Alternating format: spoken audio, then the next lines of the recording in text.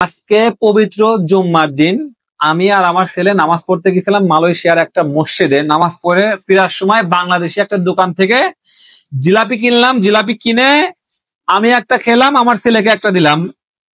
তো আমি যে বিষয়টা নিয়ে কথা বলতেছি, আমরা বাংলাদেশিরা যে দেশেই যাব, আমরা অসৎ উপায়ে আমরা টাকা ইনকাম করার চিন্তা ভাবনা করি। এই দেখেন জিলাপিটা, এই যে জিলাপিটা আমি দেখাই আপনাদের, হাতে টিস্যু, আমার হাতে এমনিতেই একদম আপনার এই যে দেখেন, এই যে আমি টিস্যুটি দেখাচ্ছি আপনাদের, আমরা যে কি খাচ্ছি এটা আমরা নিজেও জানি না।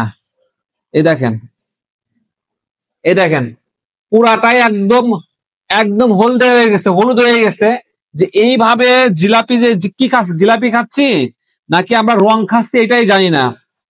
আমরা বাংলাদেশে যারা বসবাস করি আমরা জানি যে জিলাপির মধ্যে কি দেই, কি ভালো কি মন্দ। এই বাংলাদেশি মানুষ আমরা যখন বিদেশের বাড়িতে এসে একটা দোকানপাট করি, ওইখানে খাবার টাবার আমরা বিক্রি করি, ওই খাবারের মধ্যে ম্যাক্সিমাম টাইম মেডিসিন দিয়ে রাখে। এই জিনিসটা যদি আমরা খাই কিংবা এইসব ছোট বাচ্চাদের খাওয়াই, তাহলে কি পরিস্থিতি হইতে পারে একবার চিন্তা করে দেখেন। আমাদের ভিতরে মন মানসিকতা নষ্ট হয়ে গেছে যে আমরা কি বানাচ্ছি আর আমরা কি খাচ্ছি। হ্যাঁ, তো আমি শখ করে এই দেখেন, এই অনেকগুলো এই জিলাপির দিক তাকায় দেখেন, এইটা আমি বাংলাদেশের যে বাংলাদেশ অধ্যুষিত একটা এলাকা আছে কোতরায়া থেকে কিনছিলাম। এই দেখেন, এই যে জিলাপির দিক তাকায় দেখেন, একবারে মানে একটা জিলাপির উপরে আমি এই যে টিস্যুটা ডলছি, পুরা টিস্যুটা একদম হলুদ হয়ে গেছে। এই যে যারা কিনা জিলাপি বানায় আর কি, ওরাই ভালো জানে এই জিলাপির মধ্যে কি দিচ্ছে, কি খাওয়াচ্ছে আমাদের। হ্যাঁ, তো যারা কিনা এই মালয়েশিয়াতে ব্যবসা করেন, মালয়েশিয়াতে বিশেষ করে রেস্টুরেন্টের ব্যবসা করেন, জিলাপি বানান, মিষ্টি বানান, আপনারা একটু সাবধান হয়ে যান।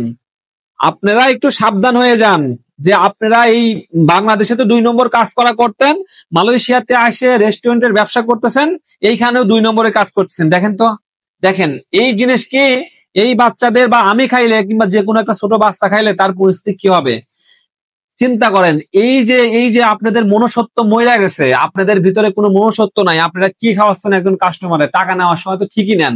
আর আমরা বাংলাদেশিরা যে দেশেই যাই সেই দেশে অসৎ উপায় অবলম্বন করি, অসৎ উপায় আমরা বেছে নেই যে এই জিনিসগুলা খাওয়াচ্ছে একটা মানুষে, ওই মানুষের পরিস্থিতি কি হবে এইটা চিন্তা করি না। সবাই ভালো থাকবেন, সুস্থ থাকবেন। মালয়েশিয়াতে জিলাপি থেকে শুরু করে খাবার খাইতে গেলে কোনো বাংলাদেশের রেস্টুরেন্টে একটু চিন্তা ভাবনা করে খায়েন।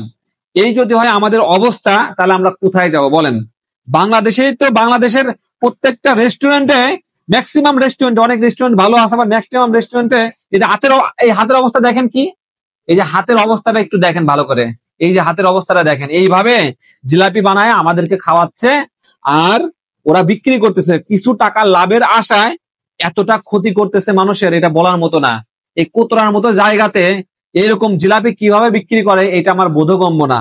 আর আমি বিশেষ করে যেটা বলতে চাই সেটা হচ্ছে কি, যে যারা এই জিলাপি বানাচ্ছেন, মিষ্টি বানাচ্ছেন, দয়া করে একটু সাবধান হয়ে যান। সবাই ভালো থাকেন, সুস্থ থাকেন, ভালো জিনিস বিক্রি করেন যাতে পরকালে গিয়ে শান্তি পান।